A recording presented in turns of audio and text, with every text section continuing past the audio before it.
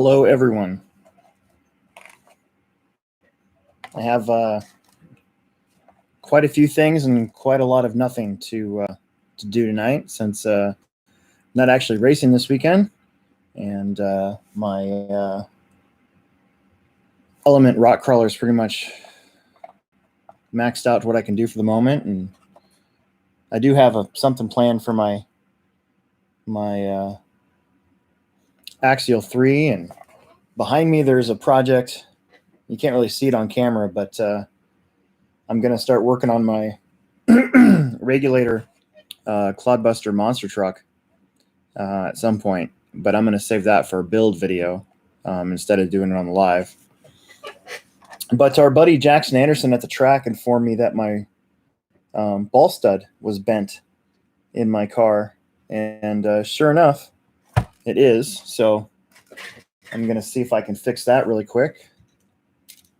Other than that, this car is pretty darn good, so I don't really have a whole lot to change there. And show you guys my layout here. I don't know if I've ever seen that, but that's my my B6.3 Team Associated.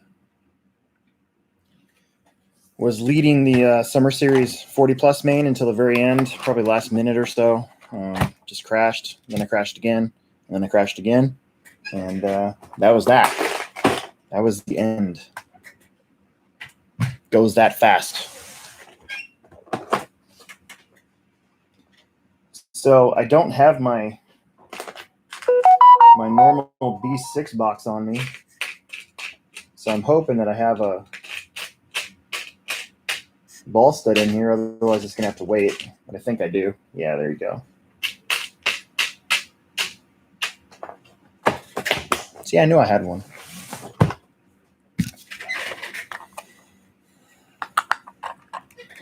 Renault's on here, Cole Webb's here, John Haas is on. I think I got an alert.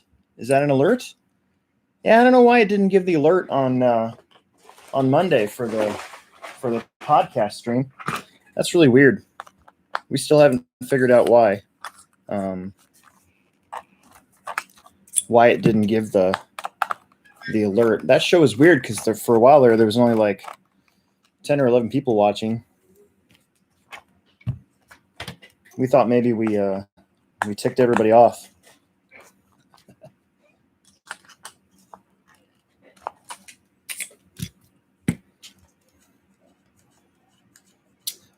Steve RC wants to know, Family Friday tomorrow night. Yep. I'm going to be out of town. So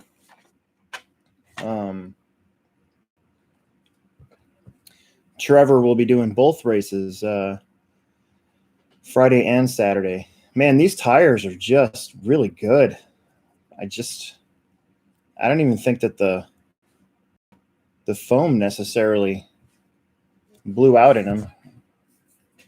See if you can get, I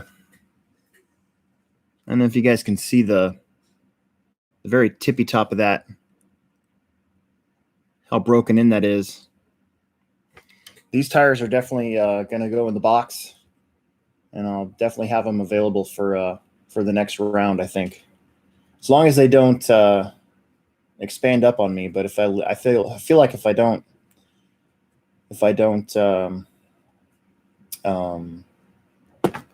put any sauce or anything on them, I think they're going to be fine. So Peter Renault, did I get fired for shooting my coworkers? No, I did not. I would feel like it would take a lot to get me fired, hopefully. Besides, I'm the boss there.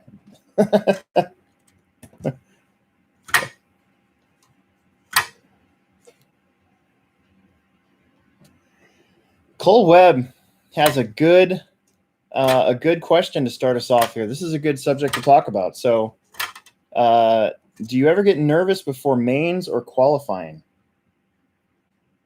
And the answer is definitely yes, although not so much anymore. But I used to get definitely nervous on race days. I would make it a point not to eat anything, because basically if I ate anything in the morning at all, like, I would be sick to my stomach the rest of the time.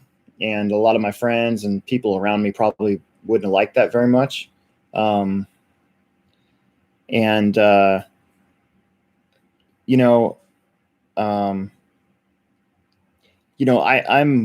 dealing with, now that I'm an adult, I kind of understand a little bit more of it, but I've since 2017, was it 17? I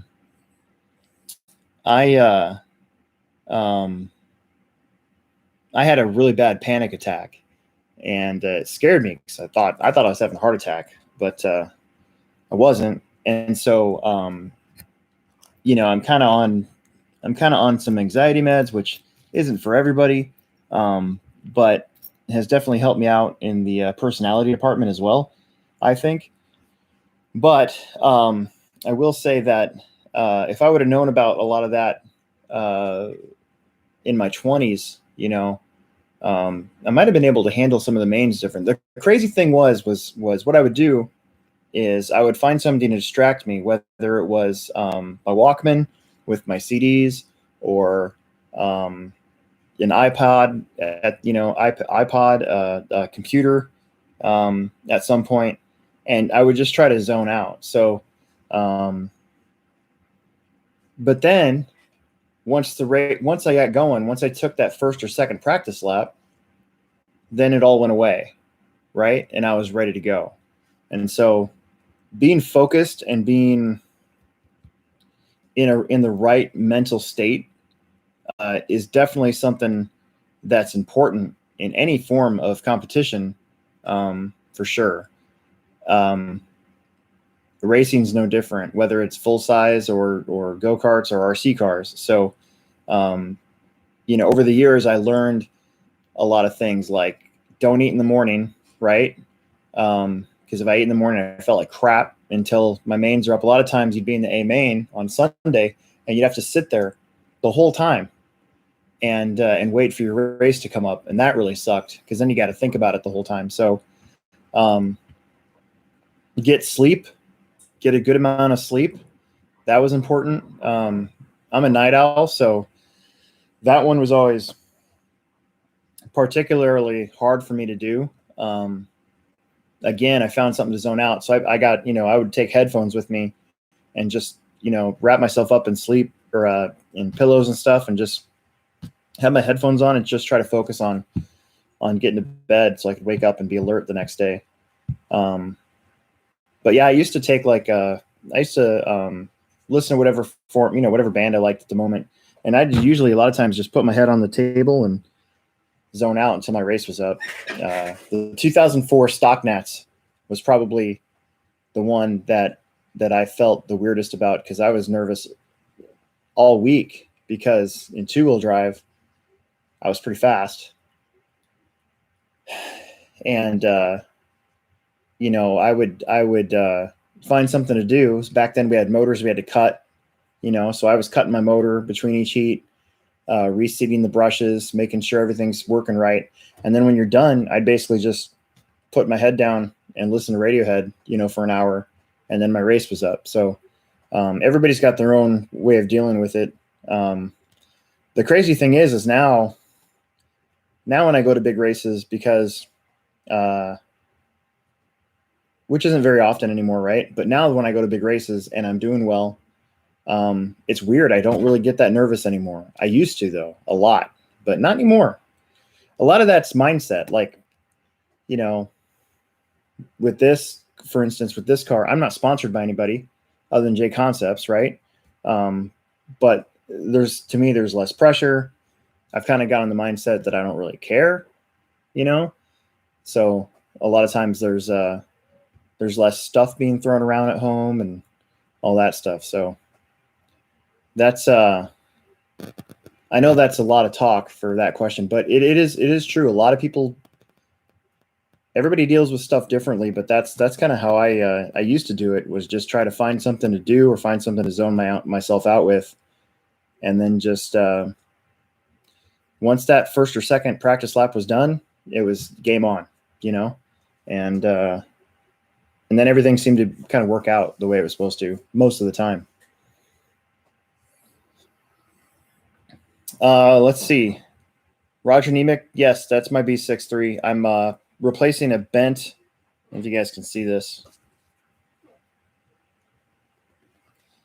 I had one little bent ball stud, and it's good to get that thing changed out instead of twisting it in.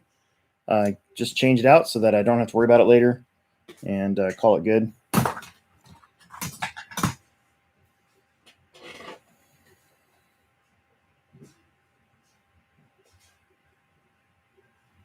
Connected question. How do you feel about music and earbuds and such on the driver's stand? Well, so it's kind of like when you're out mountain biking for me. I tried listening to music when I was younger. But two things happened. A, couldn't hear where I was, right? And it's important to listen to the race announcer, believe it or not. It is important. But also it was too distracting, you know? But I know some people do it. Emerson was doing that for a little while. And I think as long as you got one earbud in and one earbud out so that you can hear, you know, if you're getting lapped, get out of the way, or if you're behind the leader, you know, or if you're the leader and you want to hear lap time and stuff, I think it's important to be able to hear the race announcer while still having something to vibe to. I don't really have a problem with that. I think Roar, if you want to get into the weeds with the rules, I think Roar has a rule against that. The crazy thing is that they don't have a rule against the headphones you wear at 8-scale races, so you can talk to your pit guy. So in that regard, you know, a lot of times at an 8-scale race, you can't hear the race director anyway, so it doesn't really matter with all the noise and everything. But yeah, that's a good question too. Not a big fan of both ears, but definitely having one in there, I don't think is a big problem at all.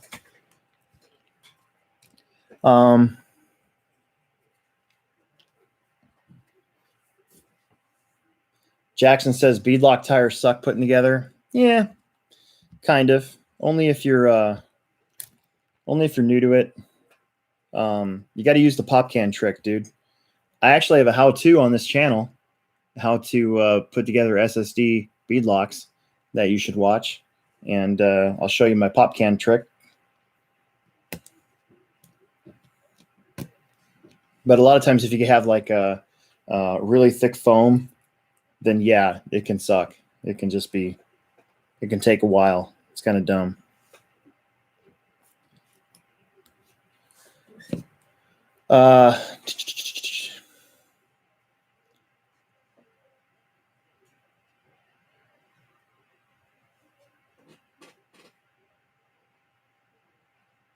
Cold Web. Nervous and sweaty. Mom's spaghetti. I think the other, yeah, I think you're going to get less of that the more you race. And the more events with more people, that'll go away, you know? Yeah, that's about it. It's you got to find your own way of taking the what ifs out of your mind before race. And then when you're in the race, all you can really do is focus on your car. Like what I told Emerson when he started racing, focus on your car and don't take anybody out. Those are the two things that are in your control. Everything else is kind of out of your control. You can't really control other people running into you to an extent. You know, but you can control your car setup and you can control how you drive it.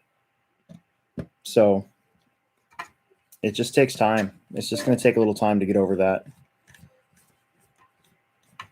You know, I'll often hear, you know, dude, I was doing fine until you announced my name. And that also, that's kind of how that goes. It's kind of it's a experience sort of thing. I'm going to reapply my thread lock here. I tell you, these metal hub inserts are nice, but for some reason I cannot keep these ball studs from wiggling out to save my life. And I don't want to pour a bunch of thread lock in there because if I do need to change something, I want to be able to take them out. So I don't know. Okay, there we go. It's straight again. Palmer Bartlett, when is the Traxxas Summer Series? Traxxas really kind of sucks at giving stuff away, so we're not going to be doing that right now. If you want the honest answer.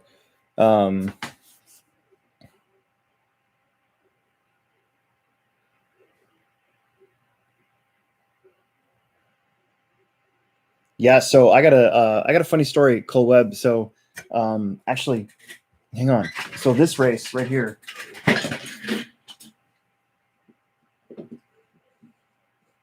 Come on. Hopefully my butt's not showing. Okay, so this race, there's two funny things about this right here. That's Roar Region 8 Off-Road Championships, 1996, okay? Notice how whoever designed this made Kansas really small. They apparently don't know that Kansas goes to there. They moved it to there. So kind of a funny deal on that one. I thought that was entertaining. But anyways, okay, so this race, right? My first big race that I ever made the A main, ever. And they were AAA mains. The first main, I got like 8th or 9th or something like that. Just crashed all over the place. The second race, same sort of deal. The guy who eventually won it. I can't remember his name now, but Richard Tenhouse. Richard Tenhouse. I think he's the one. I think he won stock truck that year. Anyways, third A main comes around. Okay. The guy who won it, because if you win 2 A mains, you don't have to race anymore. So he was out. I'm starting like 7th or 8th. We go down the thing and everybody crashes at the end of the straightaway at the start, right? Except for me and this other dude, Scott Simon. And a couple laps later, I make a dime pass on him. Okay. I actually passed him clean and everything. And then I drove away from everybody. And I won my very first A main at that race. And my mom was there, which at that time didn't happen very often. My stepdad, I think, was actually there. And I'm up on the driver's stand with my long ass antenna, and I'm super happy and stoked and everything. And I looked over, and my mom's clapping, and I'm like, I go like this, and she's all happy. And then I blacked out, like completely blacked out, like it hit me. Hey, I just won an A main at a big race. That was like one of my goals, and I blacked out and woke up like 30 seconds later or something like that. It is insane how intense that gets. And I used to shake all the time too. Actually, I didn't used to shake. My hands never shake. My freaking leg would shake. It was awful. So hang on a second. It's Will Brinton, everybody. Hey, what's up? I'm doing my live stream. Yeah.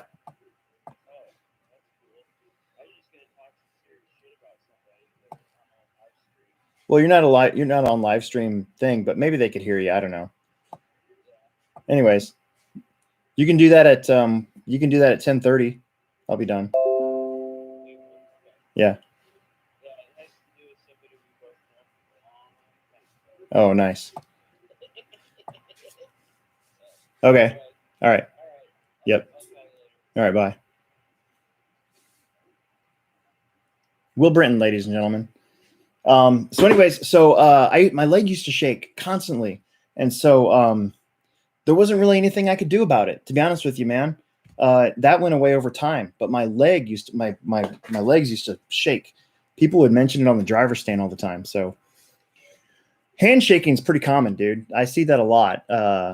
Even I shake now every once in a while if I'm in a really intense race, or if I'm able to like somehow win a club race now when, like, say Alex or Mason or Tom are there, which doesn't happen anymore, but it was a couple years ago. I'd come off the stand with a little adrenaline rush and would shake after the fact, but I really don't shake up there. So I don't know what the cure for that is, other than just experience, dude. That's a tough one, really.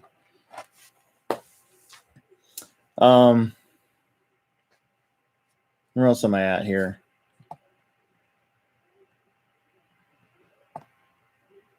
Where am I at?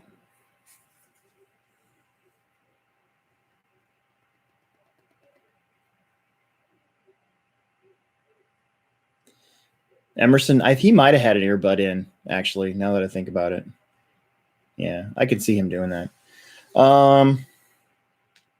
Cole Webb, how many teams have you drove in your RC career? Well, 2. If you're looking at from the car standpoint, let's see. I was sponsored by Team Associated from 2004 to 2006, and then I was sponsored by TLR from 2006 to 2017. So,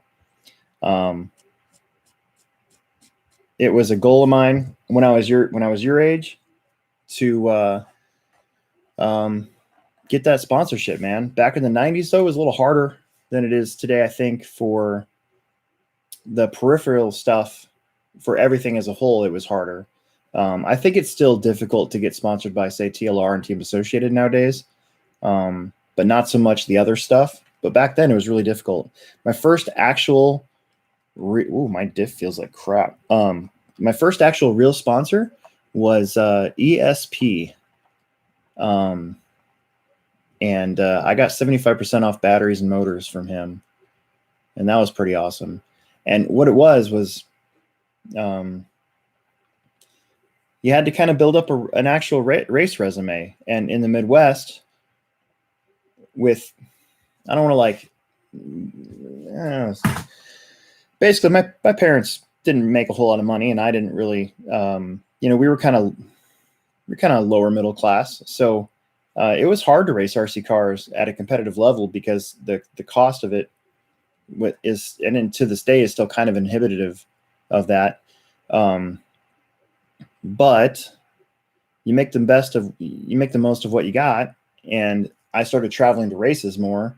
And that's when I started placing in A mains and stuff like that. Man, I tried, year after year, resume after resume. And eventually I just sort of decided that enough was enough of getting rejected. And I just kind of said, I'm just going to do this for fun. And my mindset changed a little bit. I sold all my Losi stuff I had. And a buddy of mine's like, you need to get a different car, try a different car, see if it refreshes, gets you back into the hobby a little bit.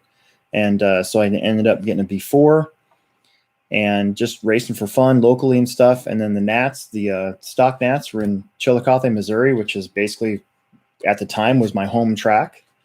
And in 2004, went to the stock Nats there and finished second in buggy, and then was basically offered a spot on Team Associated, which, I'm like, what the heck, finally. And now when I don't really care, I'm going to do it. And then kind of snowballed from there. And then right around 2016 and 17, I was kind of feeling the same way. I wasn't really having a whole lot of fun. And I thought, I just need to do this because it's fun, not because of the sponsorship stuff. And that's when I went ahead and said, I'm done being sponsored guy.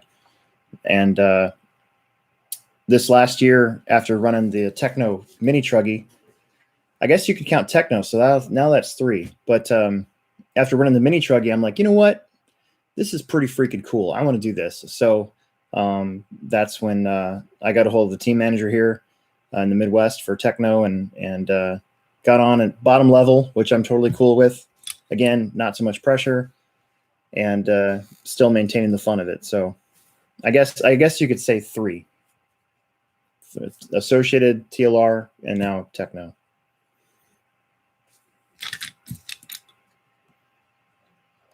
Steve RC, what are bead locks? So on a rock crawler, bead locks hold on to your tire instead of gluing them. Okay. and they don't work so much on fast cars, but they're really good on rock crawlers.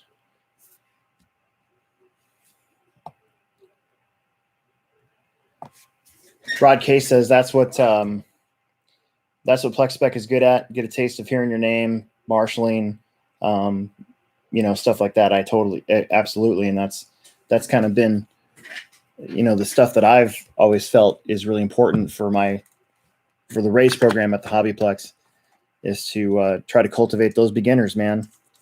Because if you scare them away, or you make them feel uncomfortable, or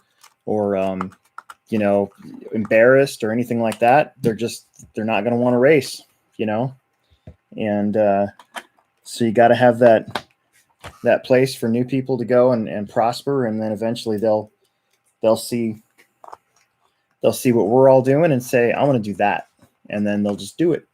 So absolutely.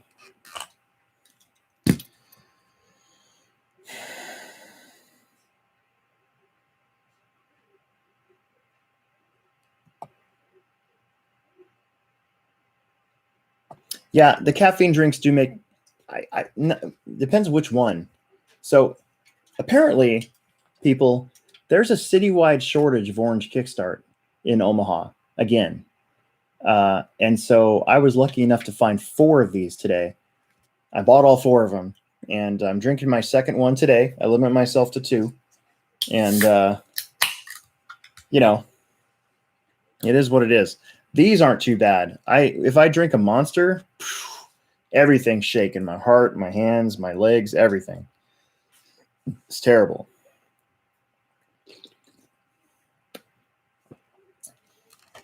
So, guys, I do want to bring up, I'm dead serious. I think everybody should get a Traxxas Slash this summer.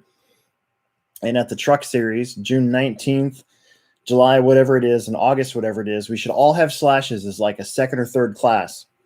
Think about it. Think if everybody that raced at the Plex had a Slash, or even just 50% of everybody at the Plex had just a regular Traxxas Slash to race, bone stock. You can change the radio, and we all went out there and just had a good time racing. I'm going to get one, another one. I've had like 4 Slashes in my life, so I think it'd be a lot of fun, and I'm going to do it. That'll be my truck class at the Truck Series, the STS Saturday Truck Series. All right, this car's done. What else do we got? Jake Conrad with a Plex Spec question. Good one. Hey, Alex, so when should somebody quit running Plex Spec? Started running the 13.5 car, but still ran Plex Spec for more track time. It's frowned upon by my buddy. So basically, at the Summer Series, you can only race Plex. If you sign up for Plex, you can't race anything else. Okay, and if you race anything else, you can't race Plex Spec, vice versa.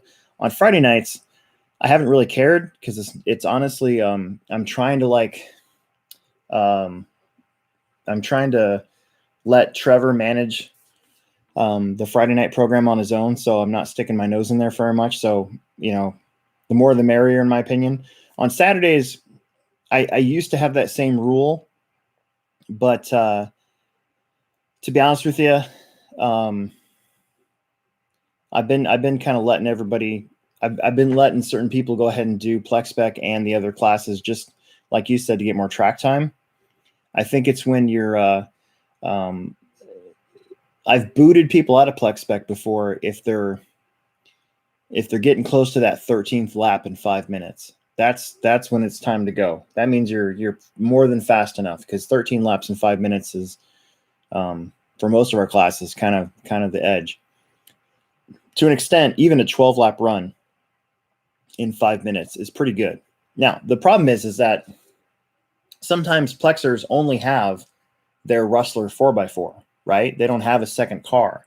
So you can't really boot them out of Plex Spec if they're still doing really well with that style truck, if there's not a class for them to go to. So we also give some leeway there.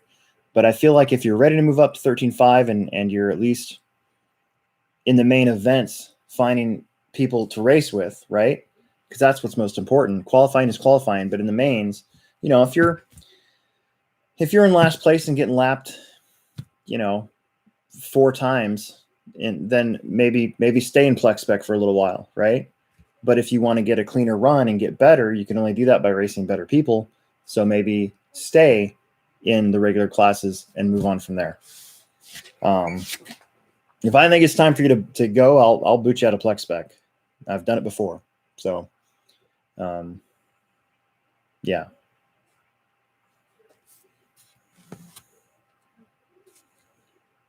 Cole Webb's bringing up Tom's pass on Sutherland. So here's the thing. So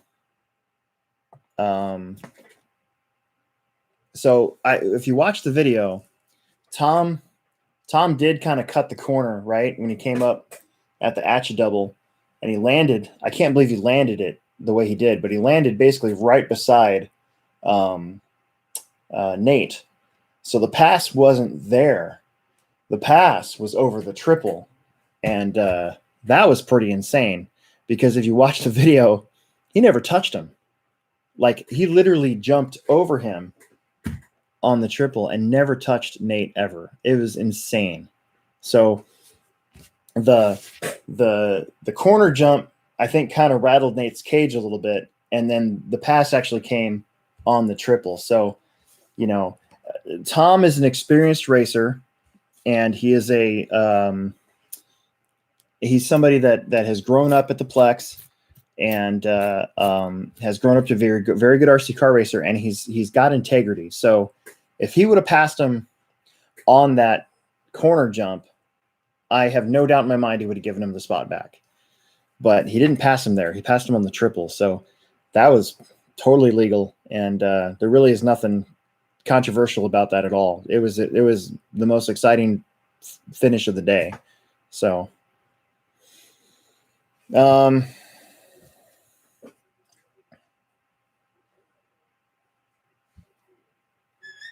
Rod Case brings up the shock caps should be replaceable. So the last time that we had a steady slash class, we just said, look, you can replace your radio, 2-cell batteries only, you know, Traxxas tires, and that's it.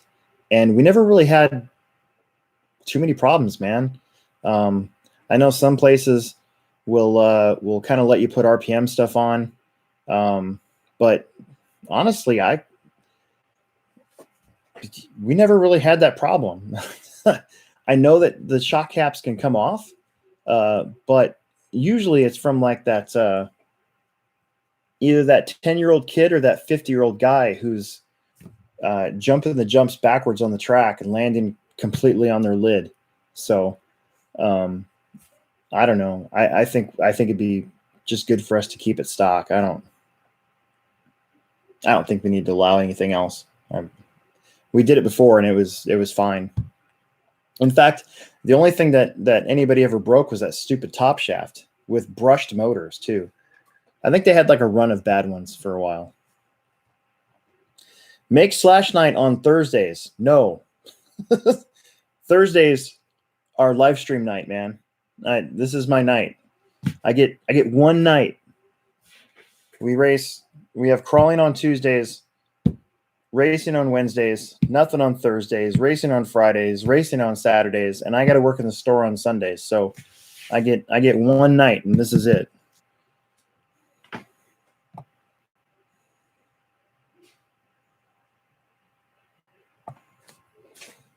Carl Holmberg's on here. That's awesome. Just started building my Enduro.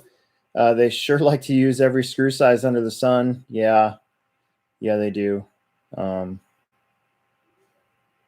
Yeah, no doubt. There's a buggy next to the windows by the body at the Plex. What car is it?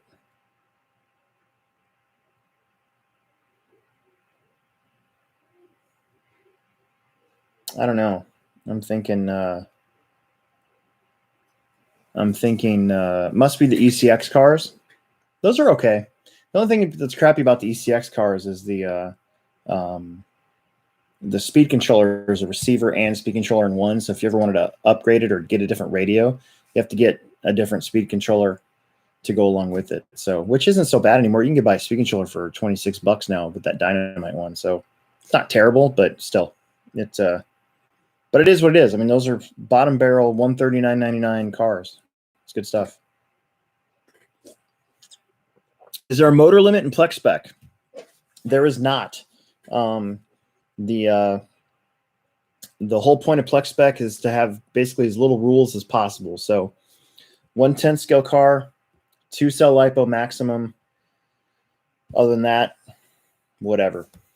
It's kind of fun sometimes because you see guys like build up their, like Rustler 4x4 like Dalton, or I've seen a 1/16 scale Revo race before that did really well. Yeah, it's kind of cool. It's kind of cool to have that. I think it's a lot of fun. Let's keep going. Then I'm going to go grab my my next project car here. Cole Webb wants to know, is Mac the associated team manager? He is. He is the Midwest associated team manager. So a lot of times, back in the day when you didn't have so many people on your team, they'd have one single guy be the team manager, right? Well, now, because honestly, these guys all have a lot of drivers, it's hard for one guy to manage, say 160 emails from everybody in one day, right?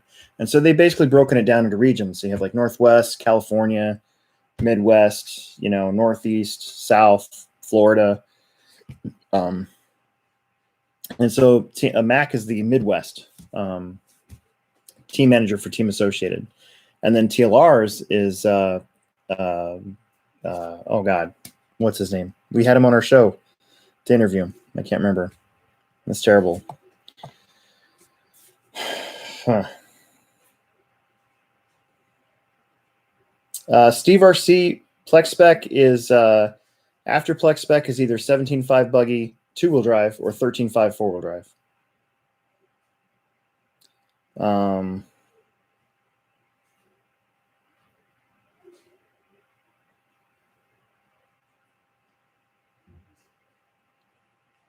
John Haas brought up the new Drag Slash. It looks sweet. I'm a little disappointed, honestly, that there wasn't anything more innovative, I guess.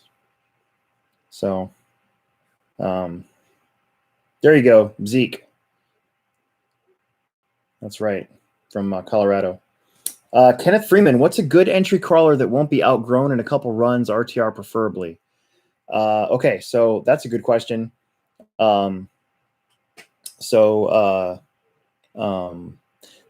Rod Case, the chat's a little behind because I was talking for so long earlier, so I don't want to miss anybody. Dude, Kenneth, SCX-10-2s, any of them, and the the Element Enduro. So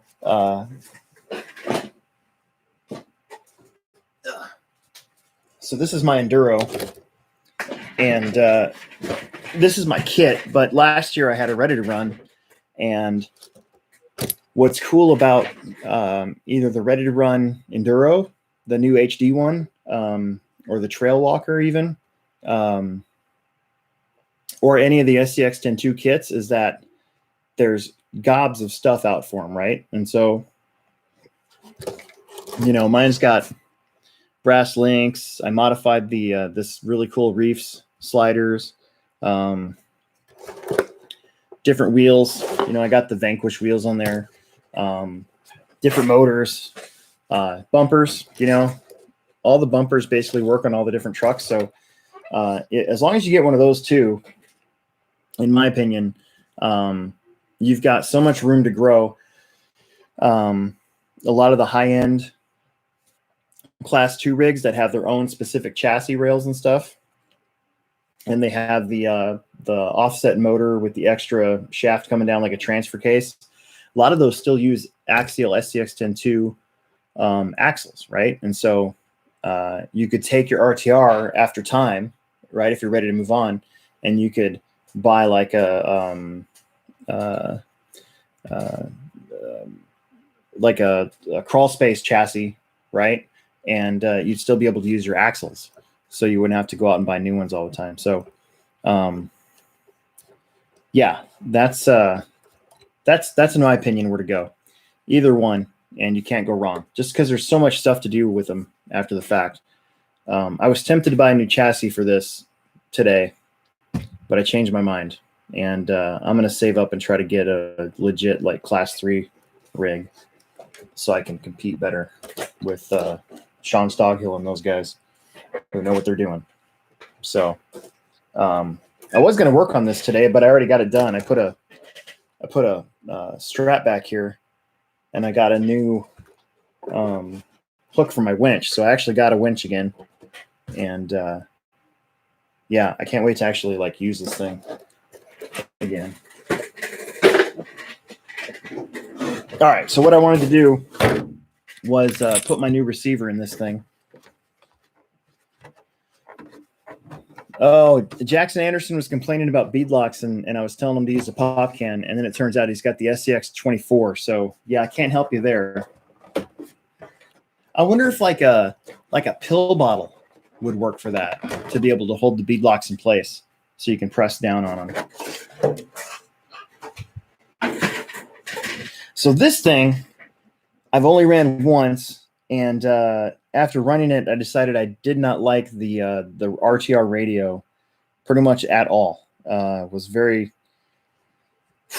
didn't like it. Really twitchy, and the gyro thing doesn't work very good, and I don't like driving with that assist stuff as it is. So I decided that I was gonna take the receiver out of it. I'll probably sell off the radio and receiver, and for like $20 or something. And yeah.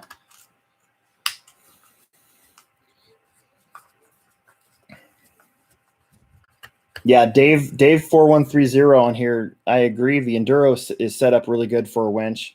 So the axials don't have a front winch mount like a servo winch. So you either have to get rid of the battery tray on an axial is up here, and so you either have to get rid of all that and kind of buy some stuff to convert it to a side-by-side steering servo and servo winch, or go around the servo winch altogether and get yourself a regular mounted winch, like this Warn RC 4-wheel drive winch, and go from there. I'm actually going to put this, I think, on my axial SCX 10.3 and try to configure that so that truck has a winch, so I don't have to hand winch all the time, because that was a lot of points I lost this last weekend.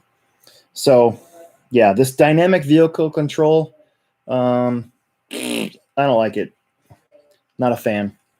And it's not just the associated one, it's all of them. AVC, the traction management system from Traxxas. I don't like any of them. I like to control my own car. That's just my opinion. Palmer Bartlett says, is there a lot of drag racing around here? There is, actually. Yeah. So, Cole Webb. Hey, so I didn't watch the podcast, but I did see the 40 plus Maine. Dude, what was that loud bang? Funny you brought that up, man. So apparently, because I texted him afterwards, apologizing for giving him a dirty look, because I gave him kind of a dirty look. But Nick Pavel was using a bag of rocks to hold his tripod in place, and it gave way with like a minute and a half left to go, and made a really loud bang about 5 feet from where I was standing. And yeah, that kind of sucked. I wasn't ready for that. And it's as bad as like when kids are running back and forth on our driver stand. It's just a kind of a distraction. So I was kind of grumpy. So, but whatever, it is what it is.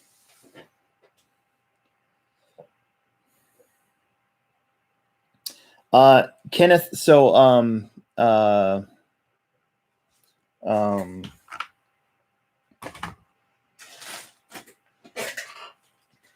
I got a lot to show you guys tonight. So I actually have my Axial SCX-10 III right here, and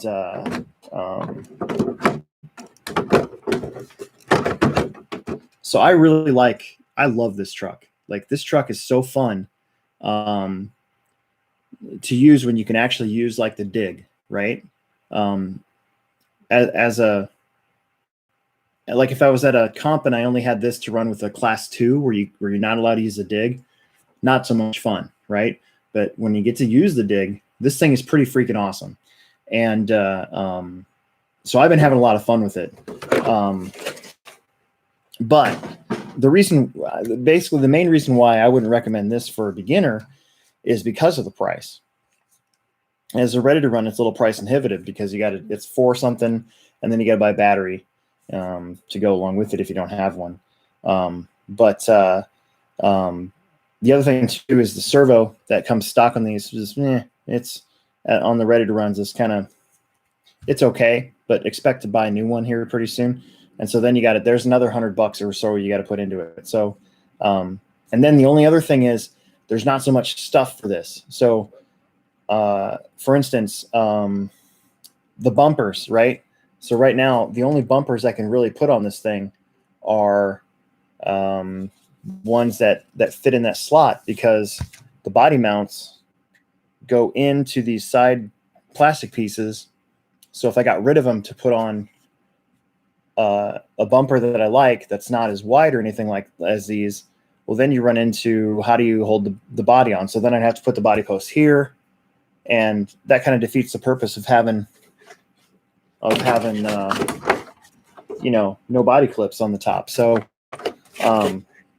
there's just not as much stuff out for this truck as there is for an SCX-10 or an Enduro. So that's the only reason. That's the main. Those two things are the main reason why. The price and the fact that there's just not as much stuff for this are kind of where I'm at with all that. So yeah, but I love this thing.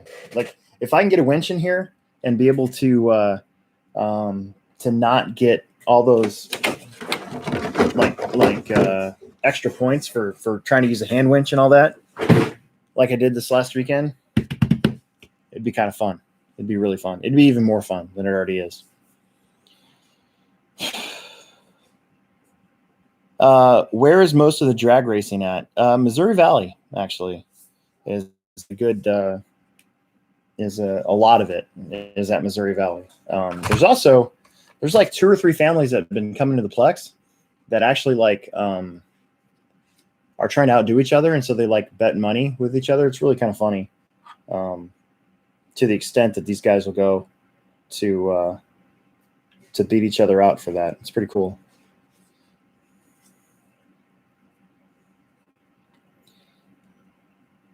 Yeah, I haven't had any problems with the portals. In fact, I'm probably going to build some sort of class 3 rig based around the axles, the SCX-10 axles. So, yeah, I've had no problems with the axles at all. They've been really good. I really like the dig. I know that on the Sorka end of things, I've seen a lot of videos, and it seems like all those guys have rear steer, which is cool, but I really like using the dig a lot. And so I'm going to try to do it with the dig. I'll just have to figure out how to make it work, I guess. I mean, if I have to, what I was thinking about doing was just getting another SCX-10 kit and taking all the stuff off of it, like just having either using the axles and the shocks on just like a whole chassis, or taking all the fender wells and all that stuff off of it and just going from there. In fact, something I want to show you guys while I got this out, but whatever, is I I have myself here my my Clodbuster body here that I'm not going to use because I'm going to use a different body on my regulator J-Concepts regulator Clodbuster chassis build I'm going to do. And so it turns out that this body is highly sought after and used, was like the most used hard body for competition crawling. So yeah, I'm going to go ahead and learn how to cut this up and pinch it and get myself a hard body crawler. So this might be going on some sort of axial STX 10.3 chassis build soon. So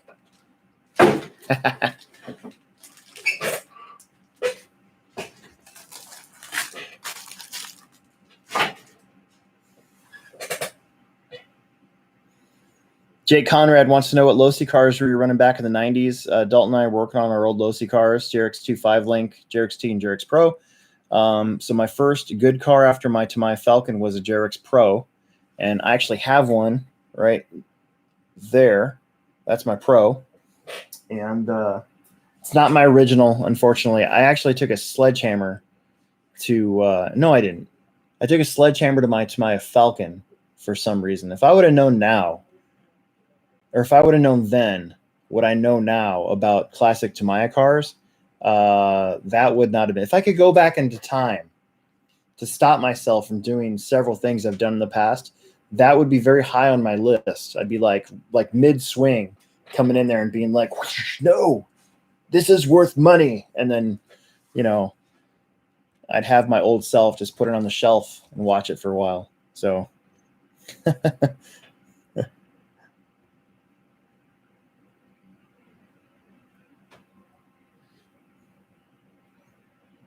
and then I had, then I actually took that car, that same JRX Pro, and I turned it into a Suedo kind of JRX T, which in fact, the car I got from Travis Clancy. Basically, I was looking at it, I'm like, wow, this is basically what I did with my car back in the day.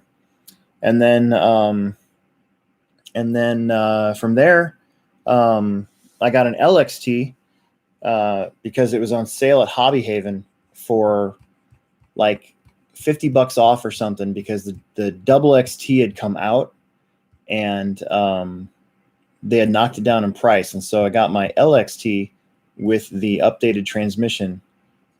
And that is actually that truck right there. That's my original body that I did. And then from there, I think from there, I ended up getting a double XT, which I have.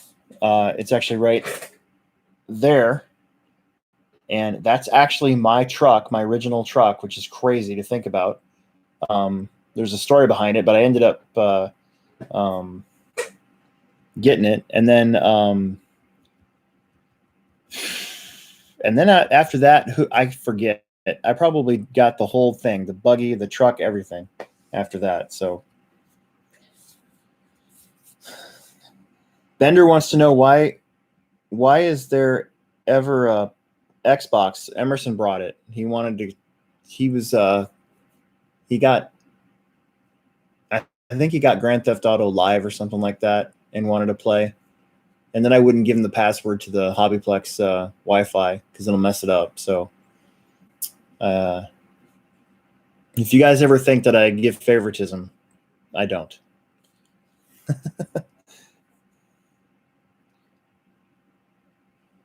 Do the drag cars have a locked diff or slipper eliminator? I think some of them. I think some of them are doing slipper eliminator for sure. I don't know about a spool.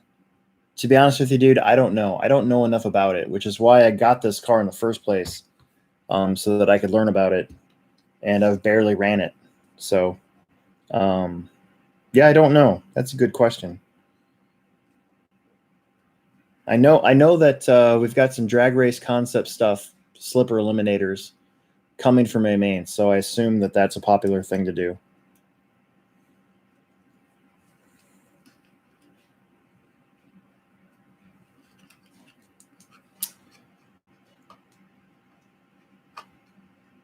Kenneth Freeman built his junior T out of an LXT and then took a break. Yeah. I hear that a lot, dude. It's actually pretty surprising how a lot of times, you know, guys will find their old car somewhere, you know, and show it to their kids, and the next thing you know, they're in the store buying a Slash or an Arma. It's kind of funny how that works out. Gosh darn it. Get up there.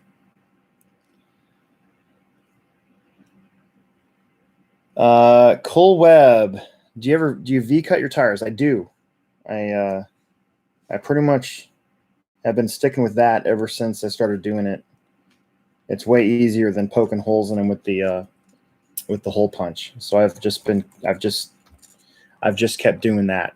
So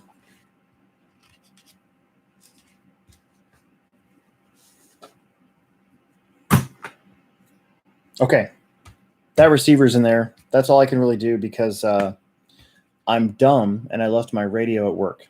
So it's gonna have to wait till Sunday to get bound. I'm probably gonna bring this with me on Sunday, and if it's not raining, I'll probably go out and run it in the Linex parking lot at some point. And then I'm gonna gear the crap out of it too, because it's a little slow, to be honest with you, out of the box. It's an RTR DR10, and it's with stock gearing, it's a little on the slow side. I thought for sure it'd be faster, but I heard that before, like just gearing it up like 4 or 5 teeth from stock, and all of a sudden it like wakes it up. So it could be like a power band thing with the motor, I'm thinking. Something like that.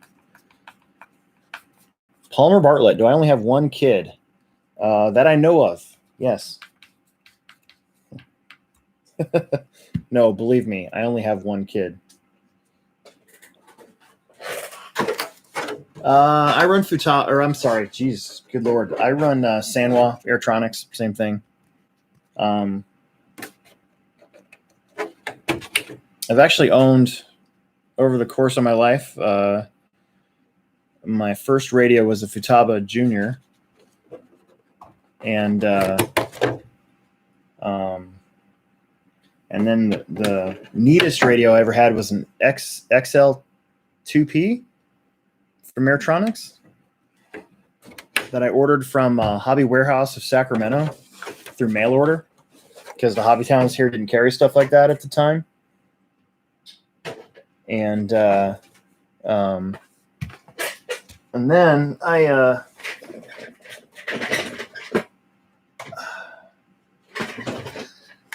so actually the Hobbytown Rockbrook, my parents raised bulldogs, okay, English bulldogs, for a little while, and the owner of Rockbrook Hobbytown wanted one of the bulldogs, and so I brokered the deal. Okay, it was $400. You think about that now, because they want like $4,000 for an English bulldog at the pet shop, but it was $400 and a Futaba Junior radio. And my mom was like, "You did what?" And I'm like, "Yeah, that's what I offered him." And they agreed. So I got $400. My mom got $400, and I got a Futaba Junior radio. I was so happy.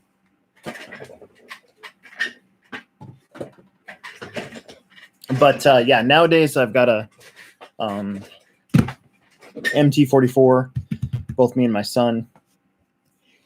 I can't bring myself to buy an M17.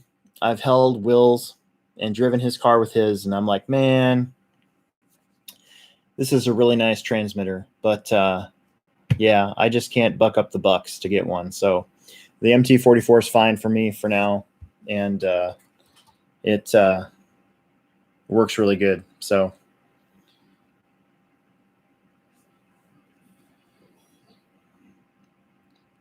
Big dude had a caliber. I did too. As a matter of fact, I went from that XL2P to a caliber that I got used. Oh, you know what? No, this is a crazy story. What time is it? We're at 1 hour. This is nuts. Cole Webb, V-cut makes your tires softer, correct, and it allows the foam to not feel so firm, basically. Anyways, so I had gone to the 99 Mod Nats for some reason, and on the return trip, I had a horrible weekend. I finished like in the double I Maine or whatever. It was terrible. But on the way back, I flew home, and I had packed my controller in my suitcase. I'd wrapped it up, but I put it in my suitcase, which I learned my lesson. Don't do that. If you're gonna fly, there's a couple things you need to take on carry-on with you, and your transmitter is one of them. So I got home, and I opened up my suitcase, and my radio, it wasn't the caliber, it was the cheaper version, the CS2P, I think. So it looked like a caliber, but didn't have all the screen stuff in it. Anyways, it was broken in like 3 pieces. And I was devastated because I was out of money because I had been in California for like 3 weeks. And I was pissed. So I drove down to the airport and showed the lady, and she's like, there's nothing we can do. It says not to put valuables in your luggage. And she offered me like $75 in flight vouchers, which was a huge insult. And so I swore never to fly that airline again. And I won't mention the name, but it rhymes with United. And to this day, I've never flown United ever. So, yeah.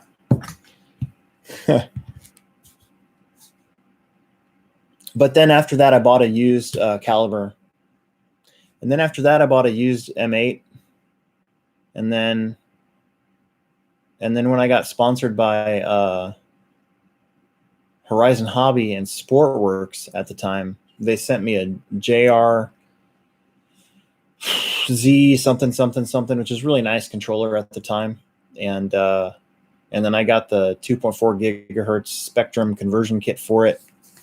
And then when I switched over to TLR, that's when I started running Spectrum stuff, and I ran Spectrum up until 2017 when I dropped the Horizon TLR deal. Just switched over everything I had. So, but to be honest with you, I would never run anything but Sanwa right now. They're comfortable, they're lightweight, and I just feel really connected to the track. So.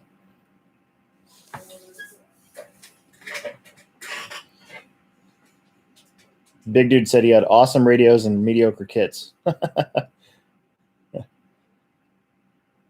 Yeah, the M12 is pretty heavy. That was one of my big gripes about it, which is why I was kind of happy. Because that's what was really nice about the Spectrum controllers, were like the DX3, DX4 with the drop down wheels, is that they were pretty lightweight. And so at the time we were running nitro, I used to think about that. I'm like, I would not want to be running an M12, big old heavy thing, and then look like a dork with a lanyard on. So I just, the Spectrum radio was nice and light.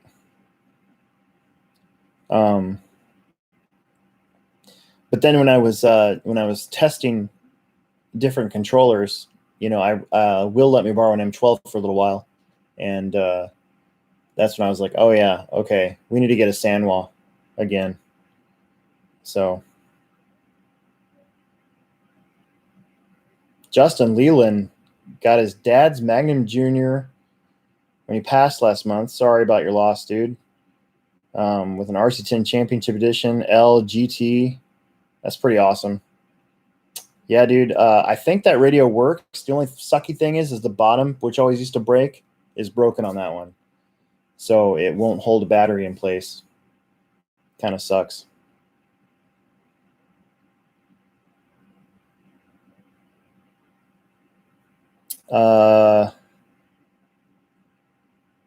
Steve RC, what receiver would you get for a 6.3 with a 5x5 C?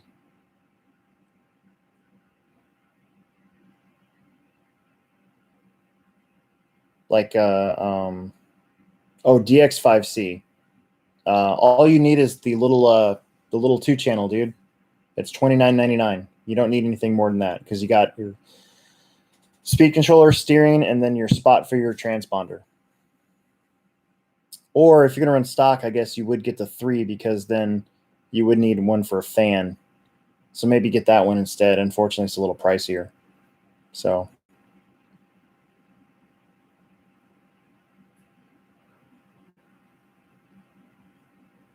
yeah, hey, check this one out. This one doesn't work, but it's old school Futaba. It even has the module in the top.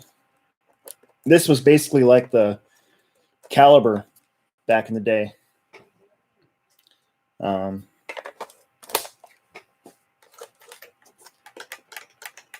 at that thing. It's just like a brick and a little hand thing there. Long antenna. Just,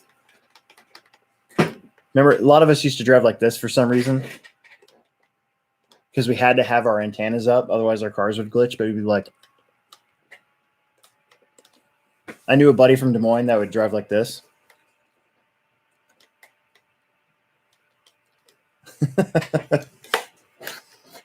Unfortunately, this one doesn't work, though. I put batteries in it, and it's no bueno. But this one also had that from the back right there.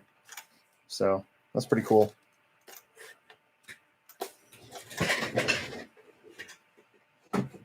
I had a 3PK. That was an awesome radio from Futaba. That was actually really cool. Like it had different colored LED lights that you could turn on. So like if you run a red car, you could put on red LEDs, or if you had a blue car, it'd be blue. It's pretty awesome.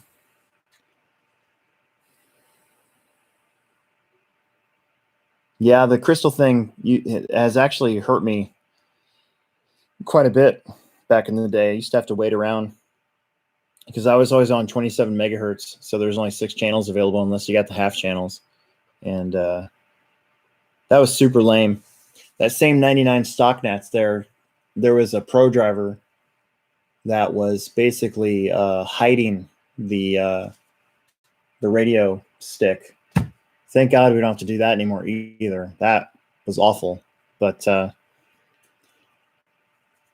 not sure if he's a pro driver anymore, but he was back then. And I caught him, and I'm like, dude, why are you taking that back to your pits?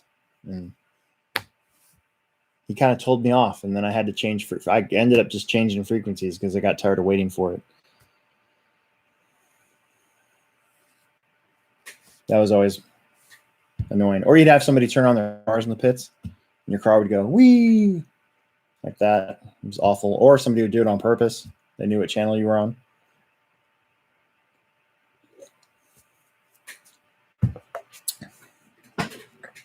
Oh.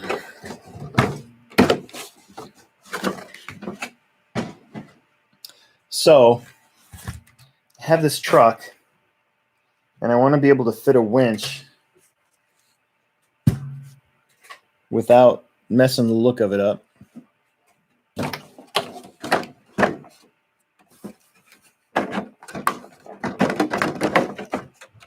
The problem is that I don't have enough room on the front bumper, and there's no way I'm getting a winch bumper because it'll stick out too far. It'll stick out way too far. So I'm thinking about putting it back here somewhere, or maybe on the side, and then like running it underneath and through, avoiding like the engine block and stuff. But I'm gonna have to get like an eyelet or something like that to make it work, I think. This is heavy. I didn't realize how heavy this was. This is like a brand new Warn winch. That's one of my race buddies decided he didn't want. So I could put it back here and then run it all the way through somehow. Probably gonna have to stare at this for a while and figure that one out. Justin got a Futaba 3PV. That's a good radio. Honestly, that's a decent radio for the price too. And the receivers aren't crazy. They're only, $50. It's pretty good.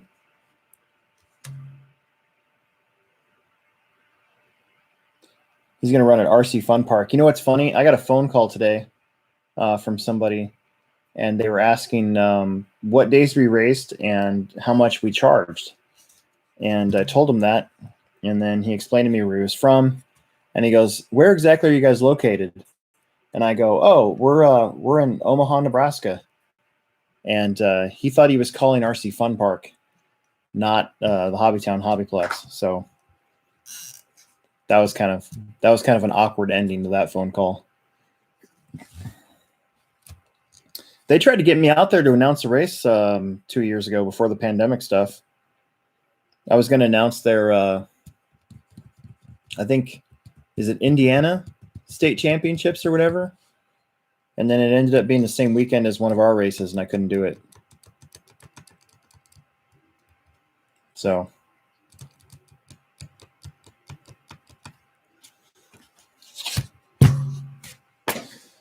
antenna tube. That's a really good idea.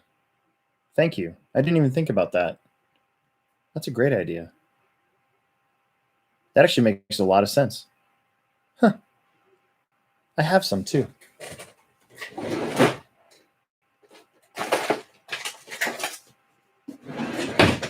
Right here.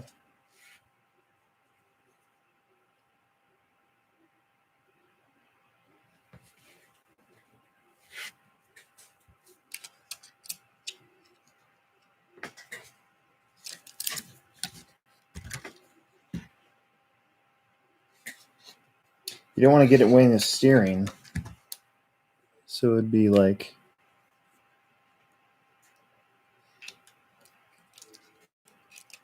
something like this. Well, and then there's the shifter.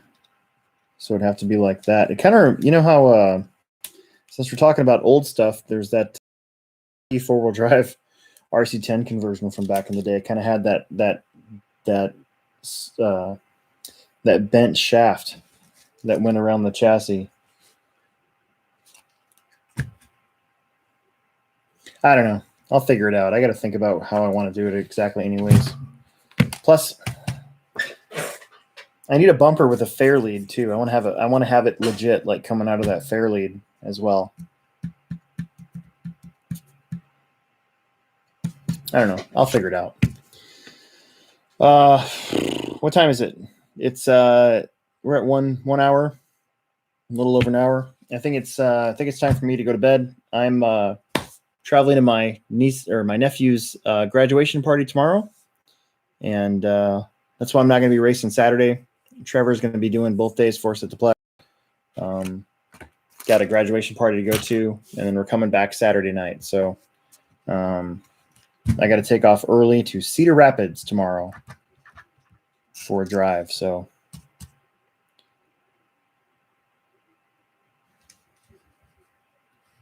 Justin, thank you. Yeah, we've had a few people from Indiana and Ohio make a couple summer series races the last couple years. Jason Engel came over. Oh God, I forgot his name. Oh, how did I forget his name? Because it's late and I can't think straight. But yeah, we've had quite a few from that side of the Midwest. Kind of head on over. Tyler Jones likes to come over when he can. He hasn't been here in a while, but he was coming for every J Concepts race there for a while. All right, one more. So Cole, if my diff squeaks, do I need to rebuild it? Probably, yeah. Or check your bearings, dude. Check the bearings in that car. Could just be bearings. Okay, I really got to go. I got to get ready, and I still got to pack. So I'm going to leave this sit for another day, and got a little bit done. I fixed my car, put a new receiver in my drag car. We'll say that's an accomplishment for a Thursday night. All right. I'll check you guys later. Thanks for tuning in, by the way. Thank you.